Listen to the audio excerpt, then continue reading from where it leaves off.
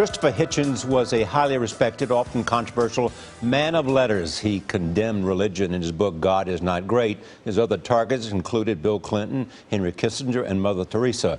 Before he died of cancer in December, I had a final conversation about life and death. What's the worst part of it? Is it puts some sense of mortality in your focus? No, because I think a focus on mortality is a useful thing to have, and that's why I begin my book with it. You should always know before you knew that your time is very limited, and that you're lucky to live in a time and place where you can be healthy till you're 60, as I was. Most people in history have never had a chance even to hope for a thing like that. Indeed. So no, for the avoidance of hubris, I think it's good to have a sober feeling of the presence of death. As he was dying, Hitchens wrote his final book, appropriately titled Mortality. His widow, Carol Blue, is here this morning. Welcome. Well, thank you, Charlie. You were there when I had that last conversation, sitting over the couch as we talked. And he was having a hard time, as I remember, but he insisted on going on. You know? Yes. He had that spirit until the end.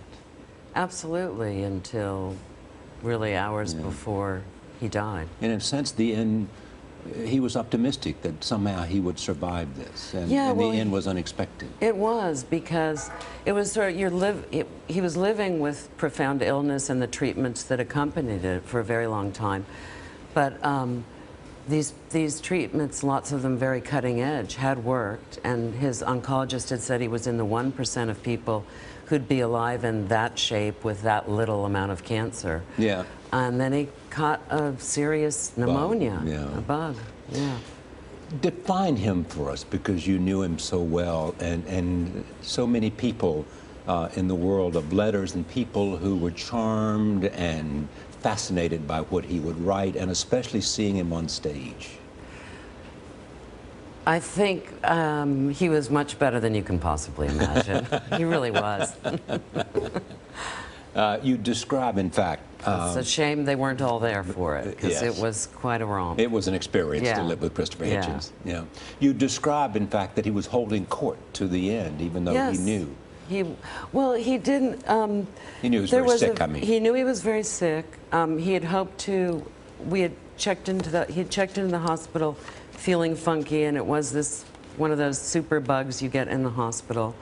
But one of the last emails he wrote was, "Oh, I'm back in the hospital, I hope just for a couple days," when he said he would, have to postpone writing a column to one of his editors.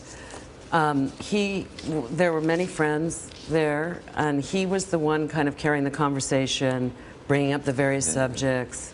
He was talking about Philip Larkin, Auden, Woodhouse. God never came up, if anyone's interested. Yes. It just was a non-subject. He was very honest about the fact that he had been well known for what he had written, as I said in the introduction. But that didn't change with him. He thought that would have been dishonest to say. Yeah, absolutely. That changed my opinion about things. Yeah. Well, I mean, if he had had a revelation, he would have been the first to share it, and he would have done it in a very interesting way. But as it happens, he didn't. So what is mortality about? It's a kind of contemplation about the sad fact that we're all born to die. And it also kind of is a very intimate narrative, takes you through the odyssey of being diagnosed through to near the end. And it's just infused with extraordinary optimism and his hope that he might be cured. But it's a very, very kind of materialist look at what's involved in fighting this kind of battle, a language he wouldn't like. He always said, "Cancer's fighting me, I'm not fighting it." Yeah. What was the phrase he used? Dying, what was it, livingly dying? Dying livingly, or livingly dying, yeah. Meaning what? Well, that he had an enormous zeal and love of life, and he adored every second of it. So he had to continue living as if he might not be close to the end, but he also had to prepare to die and think about what that might mean. How long were you together? about 23 years, 24 years. At the end of this, you say, at home in Washington, I pull books off the shelves, out of the book towers on the floor, off the stacks of volumes on tables, inside the back covers of notes written in his hand that he took for reviews and for himself. Piles of his papers and notes lie on surfaces all around the apartment, some of which were taken from his suitcase that I brought back from Houston. At any time, I can peruse our library or his notes and rediscover and recover him. When I do, I hear him, and he has the last word. Time after time, Christopher had the last word. That's our guy. Yep. Thank you, Carol. Thank Great you, to see Charlie. you.